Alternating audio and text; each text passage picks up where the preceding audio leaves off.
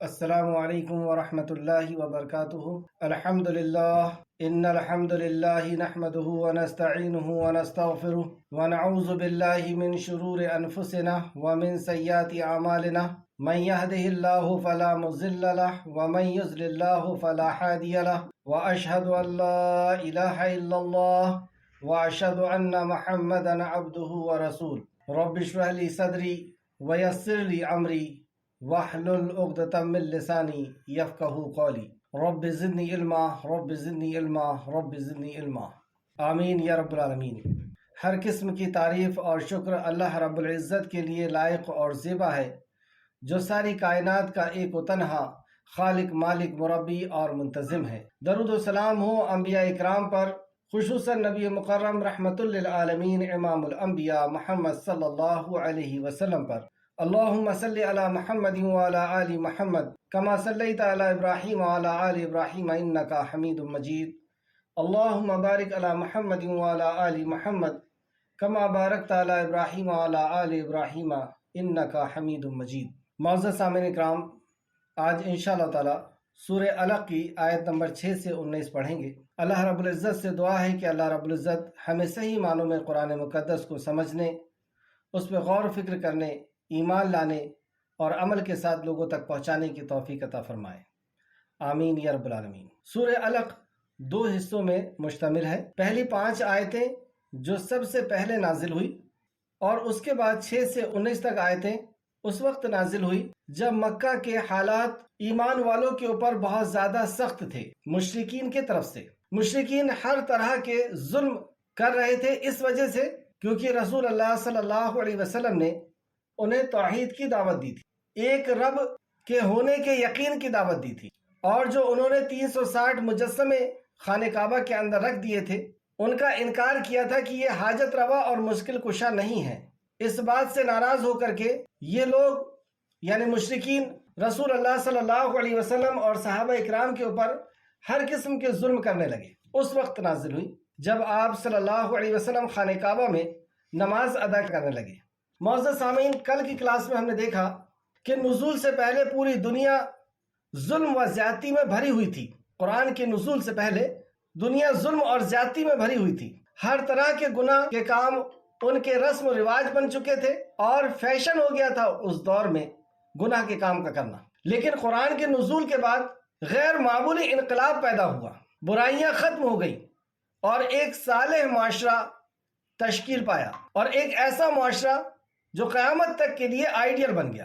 جس زمانے کے تعلق سے رسول اللہ صلی اللہ علیہ وسلم نے فرمایا کہ بہترین زمانہ میرا زمانہ، اور پھر اس کے بعد کا زمانہ، پھر اس کے بعد کا زمانہ، یعنی اس زمانے کی رسول اللہ صلی اللہ علیہ وسلم نے اس طرح گارنٹی دی کہ یہ سب سے بہتر زمانہ، یعنی صحابہ اکرام آئیڈیل بن گئے۔ اور اللہ رب العزت نے آپ صحابہ اکرام کی شان میں فرمایا کہ ان کے طرح ایمان لاؤ گے تو تمہارا ایمان قبول، ان کے طرح عمل کرو گے تمہارا عمل قبول کیا جائے گا۔ اور اللہ رب العزت نے صحابہ اکرام کو ہدایت یافتہ کہا، یتلو علیہم آیاتی ویزکیہم ویعلمہم الکتاب والحکمہ وان کانوا من قبل لفی ضلال مبین۔ اس کے پہلے تم ضلال مبین میں تھے، یعنی اب تم کھلی ہوئی گمراہی میں نہیں ہو، اب تم صراط مستقیم پہ ہو۔ یہ اس آیت سے پتہ چلا۔ یہ صالح معاشرہ، جیسا کہ ہم نے کل پڑھا کہ انہوں نے اس وحی پر عمل کیا، ہم نے اس وحی کا انکار کیا، ہم تباہی کے نیچے سے نیچے حصے میں چلے گئے اور ہر قسم کی برائی کے اندر ملوث ہیں۔ تو ہمیں بھی چاہیے کہ ہم اس وحی پر جو علم کے حاصل کرنے کے لیے نازل کی گئی پہلی وحی، پہلا حکم، اس پر ویسے عمل کریں جیسے صحابہ اکرام نے کیا، کہ ہر عمر کے صحابی علم حاصل کیا کرتے تھے، اور جب علم حاصل کرنے کے لیے رسول اللہ صلی اللہ علیہ وسلم کے پاس آتے تو لکھنے کی چیز بھی ساتھ میں رکھتے، اور اس زمانے میں لکھنے کی چیز ساتھ میں رکھنا کتنا مشکل تھا۔ ہڈیوں پہ لکھا جاتا تھا، چمڑے پہ لکھا جاتا تھا، پتوں پہ لکھا جاتا تھا۔ آج ہمارے لیے کتنی آسانی ہے۔ صحابہ اکرام فوراً حدیثوں کو، قرآن کی آیتوں کو یاد کیا کرتے تھے، لکھا کرتے تھے۔ صحابہ اکرام کا علم سے محبت اس بات سے پتہ چلتی ہے کہ کتنی محبت تھی، اور صحابہ اکرام نبی کریم صلی اللہ علیہ وسلم کی مجلس میں بالکل چپک چپک کر کے بیٹھا کرتے تھے، قریب پہنچ جاتے تھے، جو ہم نے پیچھے پڑھ کے آ چکے ہیں کہ اللہ نے فرمایا کہ کشادہ کریں مجلس کو۔ صحابہ نے علم کو حاصل کرنے کے لیے سب کچھ قربان کیا، وقت بھی قربان کیا، اپنی دولت بھی قربان کی، اور اپنی صلاحیت، اپنی طاقت بھی قربان کی۔ مہینوں سفر کرتے ایک حدیث کو حاصل کرنے کی، حدیث کو حاصل ہی نہیں اس کو اسٹرانگ کرنے کے لیے کہ اس حدیث کے راوی زیادہ ہیں، راوی کو کم کرنے کے لیے مہینوں سفر کرتے۔ اور ہم نے یہ کیا کہ اسے فرض کفایہ سمجھ لیں کہ چند لوگ علم حاصل کر لیں گے تو سب کے طرف سے ادا ہو جائے گا، جبکہ یہ فرض عین ہے اتنا علم حاصل کرنا کہ ہمیں صحیح اور غلط کی معرفت ہو جائے، ہم توحید اور رسالت اور آخرت کو جان لیں، ان مسائل کو جان لیں جو ہماری زندگی میں ضروری پڑتے ہیں۔ یہ پروہت سسٹم اسلام کا نہیں ہے کہ ایک پروہت رہے گا اور باقی سب جاہل رہیں گے، نہ وہ عبادت کے کسی کام کو انجام دے سکتے ہیں اور نہ ہی وہ ان کتابوں کو پڑھ سکتے ہیں جو پروہت پڑھتے ہیں۔ اسلام کے اندر سب کے سب عالم چاہیے، اور عالم کے ساتھ پھر وہ دنیا کے کسی بھی فیلڈ میں وہ جانا چاہیں، وہ ڈاکٹر بنے، انجینئر بنے، وہ جو چاہیں وہ بنے، لیکن ساتھ میں انہیں عالم بھی رہنا، یہ اسلام ہے۔ رسول اللہ صلی اللہ علیہ وسلم نے ہر صحابی کو علم سکھایا اور ہر صحابی اپنے دور کے ایک بہترین داعی رہے۔ تو ہم کسی بھی عمر کے ہیں تو صحابہ کا منہج تو یہی ہے کہ ہماری عمر جو بھی ہو، بچے ہوں، جوان ہوں، بوڑھے ہوں، مرد ہوں، خواتین ہوں، ہر کسی کے لیے علم کا حاصل کرنا، اللہ کے نبی صلی اللہ علیہ وسلم نے فرمایا طلب العلم فریضۃ علی کل مسلم، ہر مسلمان پر فرض، تو ہر مسلمان کو بھی حاصل کرنا ہے اور اس کے اوپر فرض بھی ہے۔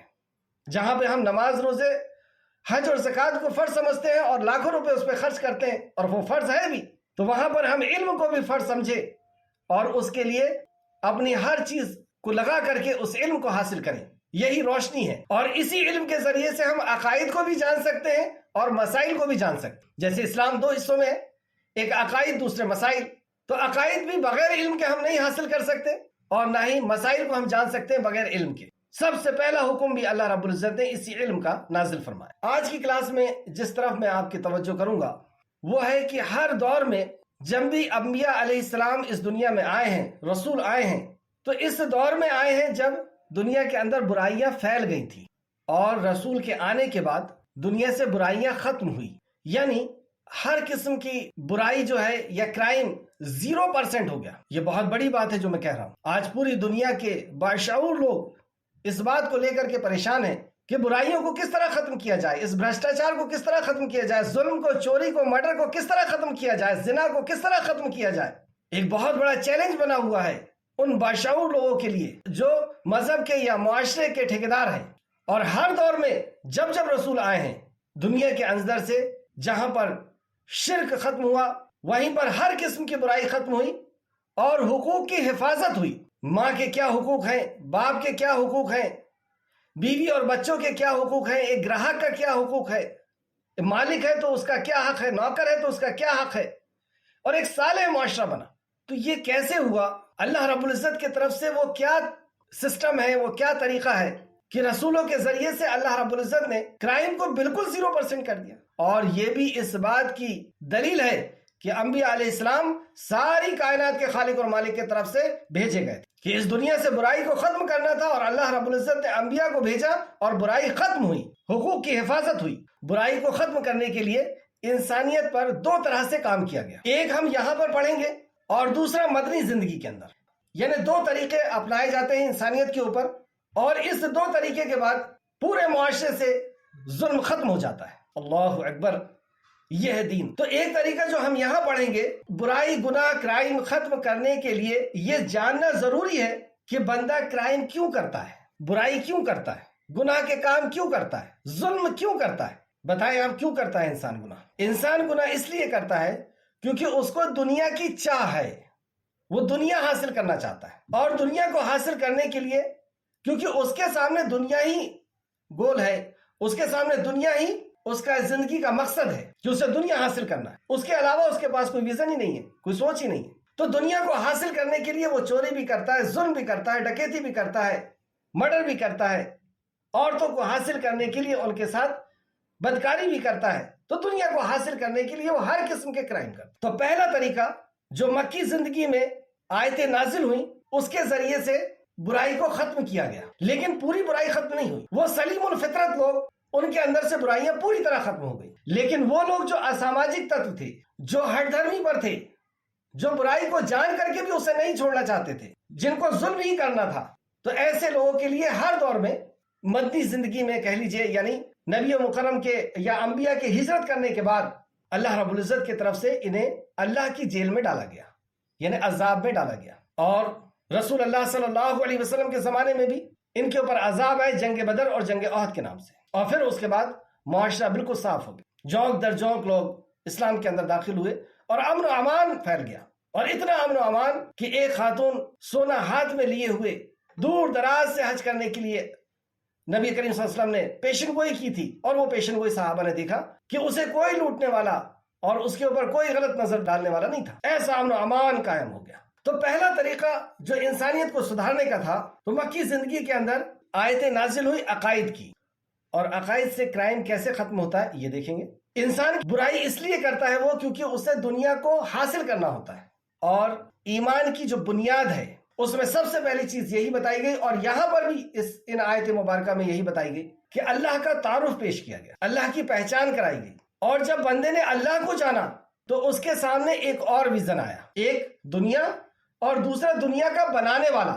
جیسے آپ کے سامنے آپشن ہو, ایک موبائل ہے اور ایک موبائل کا بنانے والا پوری کمپنی کے ساتھ, اور میں یہ کہوں کہ یہ دونوں میں سے آپ کس کو لینا پسند کریں گے, کس کو حاصل کرنا پسند کریں گے, کس کو پا لینا پسند کریں گے, تو آپ یہی کہیں گے کہ موبائل بنانے والا, کیونکہ وہ پوری کمپنی کے ساتھ ہے, ہزاروں موبائل روز بنا کے دے سکتے. اللہ کی قسم, اللہ کی قسم, اللہ کی قسم, جس دن ہم خالق کائنات کو جان لیں گے کہ وہ کیسا قادر ہے, وہ کیسا عرش عظیم کا رب ہے, وہ کیسا الگ سے انسان کو پیدا کرنے والا ہے, وہ کیسا انسان کی حفاظت اور ضرورت کو پوری کرنے والا ہے, وہ کیسا حی اور قیوم ہے, وہ کیسا رحمان اور رحیم ہے, وہ کیسا رزاق ہے, وہ کیسا عزت اور ذلت کا مالک ہے. تو پھر اس حقیر دنیا کے پیچھے ہم نہیں پڑیں گے.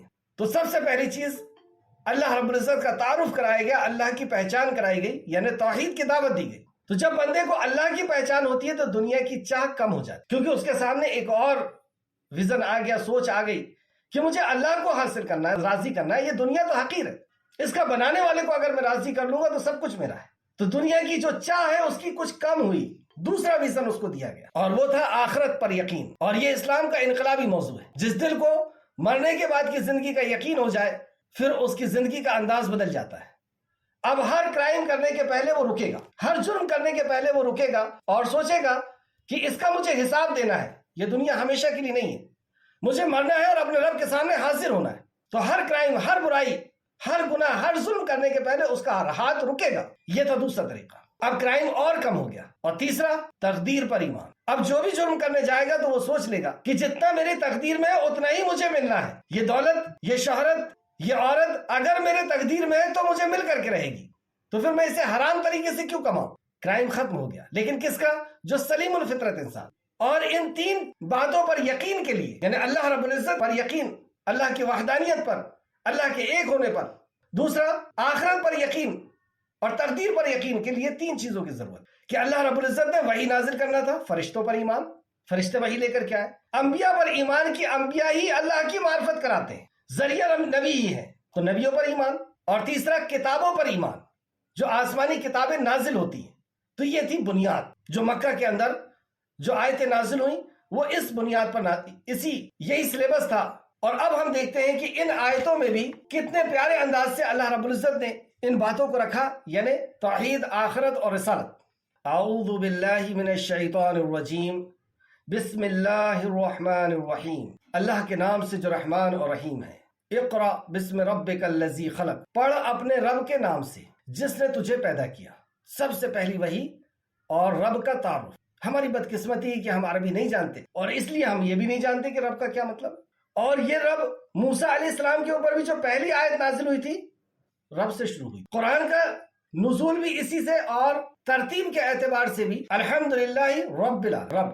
انبیاء علیہ السلام جو بھی دعا کرتے تو اسی وسیلے سے دعا کرتے, رب زدنی علما, رب رحمہما کما, رب کے وسیلے سے. اور جب بندہ مر کر کے قبر میں جائے گا تو سب سے پہلا سوال بھی یہی ہوگا, من ربک, کیا یہ رب. تو اپنے رب کے نام سے پڑھ. یہاں پہ یہ تصور کیا گیا کہ رب صرف اللہ ہے. اور ویسے بھی مشرکین مکہ کا بھی عقیدہ یہ تھا کہ وہ رب اللہ کو مانتے تھے. لیکن آج کا مشرک اور آج کا مسلمان توحید ربوبیت سے بھی خالی ہے. رب کا مطلب ہے کہ وہ خالق ہے, اور کیا صرف خالق ہے؟ نہیں, وہ حفاظت کرنے والا بھی ہے, ضرورت پوری کرنے والا بھی ہے. صرف پیدا ہی نہیں کیا اس نے, جس دن سے پیدا کیا اس دن سے حفاظت بھی کر رہا ہے اور ضرورتیں بھی پوری کر رہا ہے. پھر وہ مالک بھی ہے اور مدبر بھی ہے. رب جیسی ہم کہیں تو یہ تین بات ہمارے ذہن کے اندر آنی چاہیے. رب کے اندر تین میننگ کیا؟ کہ وہ خالق ہے، مالک ہے اور مدبر ہے۔ مدبر یعنی پلان کرنے والا اور پلان کو پائے تکمیل تک پہنچانے والا۔ تو پڑھ اپنے رب کے نام سے۔ کون رب؟ الذی خلق، جس نے پیدا کیا۔ تو ساری مخلوق کو اس نے پیدا کیا، اس کے علاوہ کوئی نہیں جو مخلوق کو پیدا کر سکے۔ ایک ذرے سے لے کر کے اور آسمان تک، ایک چیونٹی سے لے کر کے ہاتھی تک، ہر مخلوق کو اللہ نے پیدا کیا۔ اور ان ساری مخلوق میں صرف ایک مخلوق کو سامنے لا کر کے یہاں پہ بتایا، کیونکہ تو اپنے آپ پر نظر کر۔ خلق الانسان، انسان تو اپنے آپ کو ہی دیکھ لے کہ تجھے پیدا کیا اور کس چیز سے، الگ سے پیدا کیا۔ تو یہاں تک رب کا تعارف، کس سے پیدا نہیں کیا، حفاظت بھی کرتا ہے، ضرورت بھی پوری کرتا ہے، اور پھر وہ مالک بھی ہے اور مدبر بھی ہے۔ پلان بھی اسی کا ہے، کس سن میں پیدا کرنا ہے، کس گھر میں پیدا کرنا ہے، کتنے دن کے لیے پیدا کرنا ہے، کیا کھلانا ہے کیا نہیں کھلانا، سب پورا پلان ہے۔ پھر آیت نمبر 3، اقرا وربک الاکرم، پڑھ اور آپ کا رب اکرم ہے۔ یہ اللہ رب العزت کی اسماء الحسنی، کیونکہ اللہ رب العزت کی پہچان کیسے ہوگی ہمیں؟ اللہ رب العزت کی صفات سے، اور یہ صفت قرآن میں یہیں پر آئی ہے ایک ہی بار، کہ وہ اکرم ہے۔ اکرم کے معنی بے پایا کرم کرنے والا۔ پڑھو اور آپ کا رب بے پایا کرم کرنے والا ہے۔ چونکہ نبی کریم صلی اللہ علیہ وسلم جبرائیل علیہ السلام کی اچانک اپنے سامنے پا کر گھبرا گئے تھے، اس لیے بطور تاکید آپ سے کہا گیا کہ آپ پڑھیے، اور چونکہ نبی کریم صلی اللہ علیہ وسلم نے پڑھنے سے معذرت کی تھی اور کہا تھا میں پڑھنا نہیں جانتا، اس لیے آپ سے کہا گیا کہ آپ کا رب آپ کو پڑھنے کا حکم دیتا ہے۔ اکرم، اور وہ کیسا ہے؟ بے پایا کرم کرنے والا، بے پایا احسان کرنے والا، جس کی عطا کی کوئی انتہا نہیں، جس نے پڑھنا سکھایا اور قلم کے ذریعے، جیسے آگے فرمایا الذی علم بالقلم، کہ جس نے علم سکھایا قلم کے ذریعے سے، علم کو حاصل کرنے، علم کو روک کر کے رکھنے اور علم کو آگے والی نسلوں تک پہنچانے کے لیے قلم کا ایک اپنا مقام ہے، اور قلم کو ہی اللہ نے بنا کر کے اور کہا کہ لکھ، اور اس نے سب چیز لکھا۔ علم اگر ہم حاصل کرنا چاہتے ہیں تو قلم کی اہمیت کو سمجھیں۔ ہم کوئی بات سن رہے ہیں، بیان سن رہے ہیں، کلاس میں ہیں، اور صرف آپ سن رہے ہیں تو یہ ذہن میں نہیں رک سکتا، کیونکہ ایک انسان 7 سے 8 منٹ تک کی بات کو ہی اسٹور کر سکتا ہے، روک سکتا ہے، اس سے زیادہ نہیں روک سکتے۔ اور یہاں 1 گھنٹے کی کلاس رہے گی، کیسے روک پائیں گے آپ؟ ہرگز نہیں۔ اس کی مثال ایسی دی علماء نے کہ اگر آپ نے کوئی ہرن پکڑ لیا اور اسے باندھا نہیں تو وہ کیا ٹکے گی؟ اسی طریقے سے علم آپ کے پاس آیا اور آپ نے اسے نہیں لکھا تو وہ نہیں رک سکتا، آپ کے ذہن کے اندر اتنی طاقت نہیں۔ اور آگے فرمایا علم الانسان ما لم یعلم، علم الانسان، کہ انسان کو وہ سکھایا جو وہ نہیں جانتا تھا۔ تو پہلی ہی وحی میں 5 بار علم کی تکرار ہوئی، اور ہم نے دیکھا کہ صحابہ کرام نے جان کو ہتھیلی پہ رکھ کر کے اور علم حاصل کرنے کے لیے آیا کرتے تھے، دن میں آیا کرتے تھے، رات میں آیا کرتے تھے، اور مدینہ میں بھی انہوں نے دوسرے کام کو ترجیح نہیں دی، اور رسول اللہ صلی اللہ علیہ وسلم کے ساتھ بیٹھ کر کے علم حاصل کرنے کو ترجیح دی، اور وہی علم پوری دنیا کے اندر صحابہ کرام نے پہنچا دی۔ تو یہاں تک ہمیں پتہ چلا کہ جو سب سے پہلی بات کہی گئی انسانیت کو سدھارنے کے لیے وہ تھی اللہ سے تعارف، اللہ کی پہچان کہ وہ رب ہے، توحید ربوبیت، اور پھر دوسرا توحید اسماء الحسنی۔ معاشرے کے اندر سے برائی کیسے ختم ہوئی، یہ آج کا ہمارا پوائنٹ ہے، کیونکہ ہمیں سب سے پہلے اپنے اندر سے برائی ختم کرنی ہے، اپنے گھر والوں سے، اپنے معاشرے سے، اور پھر ملک سے، کیونکہ اللہ رب العزت نے فرمایا قو انفسکم واہلیکم نارا، بچاؤ اپنے آپ کو اور اپنے اہل و عیال کو، قودھا الناس والحجارہ، جس کا ایندھن انسان اور پتھر ہے۔ تو یہ برائی ہمارے اندر سے کیسے نکلے گی؟ تو اس کے لیے سب سے پہلا نقطہ کہ ہم اللہ رب العزت کی معرفت، اللہ کی توحید اور اللہ رب العزت کو جانیں۔ دوسرا آیت نمبر 6، ہرگز نہیں، انسان تو یقیناً البتہ سرکشی کرتا ہے۔ سرکشی کرتا ہے، کیوں کرتا ہے؟ وہی دنیا کی چاہ میں، اور یہاں پہ وہی بتائے گا، اس بنا پر کہ اسے تغنا غنی کیا گیا، اسے مال و دولت دی گئی، اسے طاقت و شہرت دی گئی، تو اس بنا پر کہ وہ خود کو بے پرواہ سمجھتا ہے۔ تو دنیا جب حاصل ہو گئی اور بندہ آخرت کو اگر بھول گیا تو پھر وہ دنیا کو حاصل کرنے کے لیے برائیاں کرنا شروع کرتا ہے۔ تو اللہ نے فرمایا کلا، ہرگز نہیں، انسان تو یقیناً البتہ سرکشی کرتا ہے، اس بنا پر کہ اس کو خود کو بے پرواہ سمجھتا ہے۔ آیت نمبر 8، بے شک آپ کے رب ہی کے طرف واپسی ہے۔ یہ دوسرا کانسیپٹ کہ بے شک آپ کے رب کے طرف ہی واپسی ہے، آخرت پر یقین، اور آخرت کا یقین اسلام کا ایک انقلابی موضوع۔ جس دل کو آخرت کا یقین ہو جائے تو پہلے سب سے پہلے توحید ربوبیت، اللہ رب العزت کی معرفت، اسماء الحسنی، اور اب آخرت کا یقین بتایا جاتا ہے۔ اللہ کا یقین اس کے اندر آ جاتا ہے کہ وہی حاجت روا، وہی مشکل کشا ہے، اور پھر مرنے کے بعد کی زندگی اور آخرت کا یقین، یعنی دنیا سے محبت، ہر قسم کے جرم کی وجہ جو ہے وہ دنیا سے محبت ہے۔ تو دنیا کی محبت کیسے کم ہوگی؟ آخرت کی فکر سے، فکر آخرت سے، آخرت کے یقین سے کہ دنیا ہمیشہ کے لیے نہیں ہے، ہم کسی خاص مقصد سے اس دنیا کے اندر پہنچائے ہیں، اور پھر ہمیں اس دنیا کو چھوڑ کر کے جانا، یہ ہمارا وطن نہیں ہے۔ یہاں پہ بڑے بڑے محلات کو بنا کر کے ہم کچھ نہیں کر پائیں گے، سب کچھ چھوڑ کر کے جانا ہے۔ تو بے شک آپ کے رب ہی کی طرف واپسی ہے، اس کو مت بھولو۔ اور یہی نماز کے اندر بھی ہمیں سکھایا جاتا ہے، مالک یوم الدین، کہ وہ بدلے کے دن کا مالک ہے، یعنی لوٹنا ہے اس کے طرف، وہ حساب لے گا ہمارا یہ دنیا کے اندر ہم جو بھی کر رہے ہیں۔ آیت نمبر 9 کیا آپ نے اسے دیکھا جو منع کرتا ہے اس بندے کو جب وہ نماز پڑھتا ہے؟ کیا آپ نے اس کو دیکھا؟ یہ ابو جہل کے لیے بات کہی جا رہی ہے، اور ابو جہل کی فطرت کے جو بھی لوگ اس وقت پیدا ہوئے اور قیامت تک ہوں گے ان سب کے لیے، کہ کیا آپ نے اسے دیکھا کہ ایک بندے کو جو نماز کے لیے روکتا ہے؟ تو ابو جہل نے پہلے نبی کریم صلی اللہ علیہ وسلم کو دھمکی دی اور نماز کے لیے روکا، یعنی خانہ کعبہ میں آ کر کے نماز پڑھنے سے روکا۔ آگے انشاءاللہ تعالیٰ اس کا ریفرنس میں لکھاؤں گا۔ تو اسے احسن انداز میں سمجھایا گیا، آیت نمبر 11 اور 12 میں دیکھ سکتے ہیں ہم اس کو، کہ جب اس نے نماز سے روکا تو احسن انداز سے اللہ رب العزت نے کس طرح سمجھایا، بھلا وہ دیکھو تو اگر وہ بندہ ہدایت پر ہے یا تقوی کا حکم دیتا ہے۔ مطلب تم اسے نماز سے روکتے ہو، ایک اللہ کی عبادت سے روکتے ہو، اس کو ایک اللہ کی دعوت سے روکتے ہو، کیا تم غور نہیں کرتے؟ بہت پڑھا لکھا شخص تھا نا یہ، چند مکہ کے اندر پڑھے لکھے تھے، اس میں سے یہ تھا ابو جہل۔ تو اس کے دماغ کو اپیل کی جا رہی ہے کہ بھلا دیکھو تو اگر وہ بندہ ہدایت پر ہے، دیکھو وہ بندہ کیا ہدایت پر نہیں ہے، وہ ہر کسی کے حقوق ادا کر رہا ہے، اور مکہ کے اندر جتنے بھی گناہ کے کام ہوتے ہیں، غلط کام ہوتے ہیں، ظلم کے کام ہوتے ہیں، ان سب سے وہ بچا ہوا ہے، اور وہ تقوی کا حکم دیتا ہے، یعنی اللہ رب العزت سے ڈر کر کے زندگی جینے کا حکم دیتا ہے، اللہ کے پہچاننے کا حکم دیتا ہے۔ اس کے باوجود تم اس کو اللہ کے اعلان سے روکتے ہو۔ نماز کیا ہے؟ نماز کے اوپر اگر غور کریں تو وہ اللہ کی عبادت اور اللہ کی وحدانیت کا اعلان ہے۔ اللہ اکبر، سبحان ربی العالی، سبحان ربی العظیم، ہر رکن میں آپ دیکھ سکتے ہیں اللہ کی وحدانیت کا بندہ اعلان کرتا ہے۔ تو تم اسے روکتے ہو، تو آسان انداز میں اسے سمجھایا گیا کہ بھلا دیکھو تو اگر وہ بندہ ہدایت پر ہے یا تقوی کا حکم دیتا ہے، اس کے باوجود روکو گے۔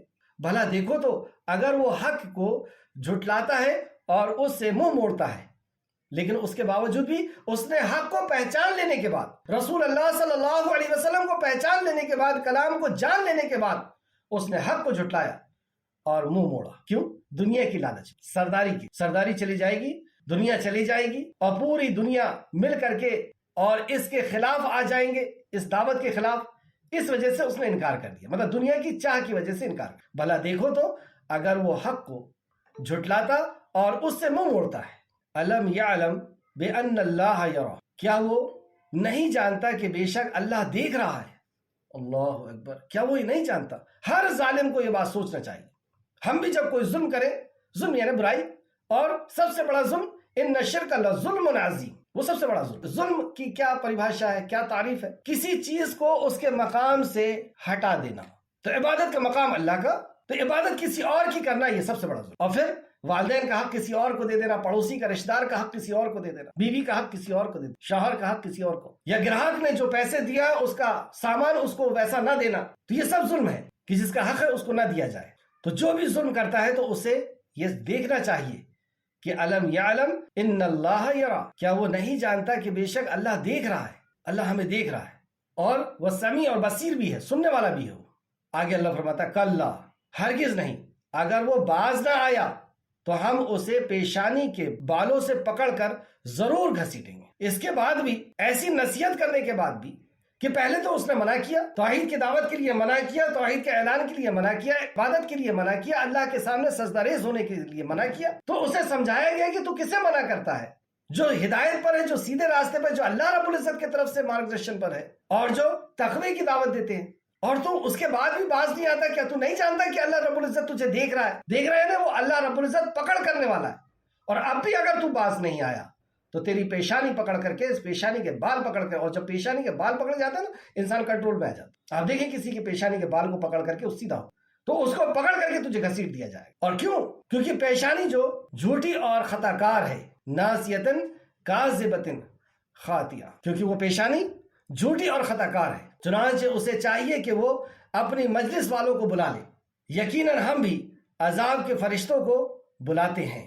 اس آیت کے تعلق سے تفسیر ابن کثیر جلد نمبر 6 صفحہ نمبر 541، امام بخاری اور ترمذی اور ابن ماجہ نے اس روایت کو لے کر کے آئے ہیں کہ امام بخاری نے حضرت ابن عباس رضی اللہ عنہ سے روایت کیا ہے کہ ابو جہل نے کہا کہ اگر میں نے محمد صلی اللہ علیہ وسلم کو کعبہ کے پاس نماز پڑھتے ہوئے دیکھ لیا تو میں ان کی گردن کو توڑ دوں گا۔ نبی کریم صلی اللہ علیہ وسلم کے پاس جب اس کی یہ بات پہنچی تو آپ صلی اللہ علیہ وسلم نے فرمایا کہ اگر وہ ایسا کرے تو اسے فرشتے پکڑ لیں گے. مطلب ایک دھمکی پہنچائی اس نے. دیکھیں انداز، دیکھیں آپ دعوت. اس نے دھمکی پہنچائی کہ اگر تم مجھے مسجد میں دکھ گئے، کعبہ کے آس پاس دکھ گئے تو میں تمہاری گردن کو رون دوں گا. تو رسول اللہ صلی اللہ علیہ وسلم نے خبر پہنچائی کہ اگر تم نے ایسا کیے تو اللہ کی پکڑ آ جائے. اللہ اپنے فرشتوں کو پہنچا کر کے میری حفاظت کر لے گا. یعنی اللہ کی پکڑ تمہارے اوپر آئے گی. اللہ سے ڈرایا، لوگوں سے نہیں، اللہ سے ڈرایا. بخاری شریف حدیث نمبر 4958 اور ترمذی اور ابن ماجہ میں بھی حدیث ہے. تو رسول اللہ صلی اللہ علیہ وسلم مقام ابراہیم کے پاس نماز ادا فرما رہے تھے. ابو جہل بن ہشام کا آپ کے پاس سے گزر ہوا تو اس نے کہا، اے محمد صلی اللہ علیہ وسلم، کیا میں نے تجھے اس سے منع نہیں کیا تھا؟ اب دیکھیں کیسا منظر ہوگا کہ وہاں پہ آ کر کے چیختا ہے کہ کیا میں نے تمہیں اس کام سے منع نہیں کیا تھا؟ اور وہ آپ کو دھمکی دینے لگا. چنانچہ رسول اللہ صلی اللہ علیہ وسلم نے بھی اس کا نہایت ہی سختی سے جواب دیا اور اسے جھڑک کر کہا. تو رسول اللہ صلی اللہ علیہ وسلم نے بھی اس سے سختی سے بات کی، جھڑکا. تو وہ کہتا ہے، اے محمد صلی اللہ علیہ وسلم، تم مجھے کس چیز سے ڈراتے ہو؟ تم مجھے کس چیز سے ڈراتے؟ اللہ کی قسم. دیکھیے ابو جہل کسی قسم کھا رہا ہے؟ اللہ کی. یعنی جو اللہ کی قسم کھائے وہ صحیح ہی ہوتا ہے ایسا نہیں ہے. ابو جہل بھی اللہ کو مانتا، لیکن انکار کس چیز کا تھا؟ اللہ رب العزت کے حاجت روا اور مشکل کشا ہونے کا، رسول اللہ صلی اللہ علیہ وسلم کے نبی ہونے کا اور آخرت کے دن. تو وہ کہتا اللہ کی قسم، بے شک اس وادی میں میرے سب سے بڑی جماعت ہے. مطلب اے محمد تم مجھے کس چیز سے ڈراتے ہو؟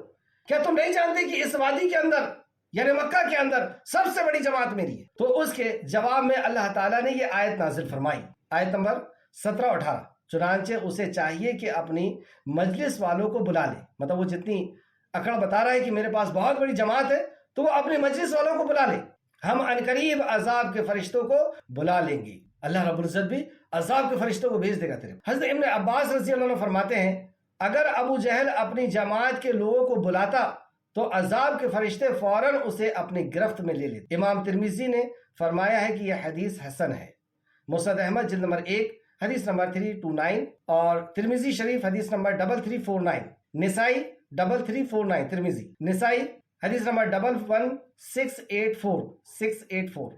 امام ابن جریر نے حضرت ابو ہریرہ رضی اللہ عنہ سے روایت کیا ہے کہ ابو جہل نے کہا، کیا محمد صلی اللہ علیہ وسلم تمہارے درمیان اپنے چہرے کو مٹی پر رکھتے ہیں؟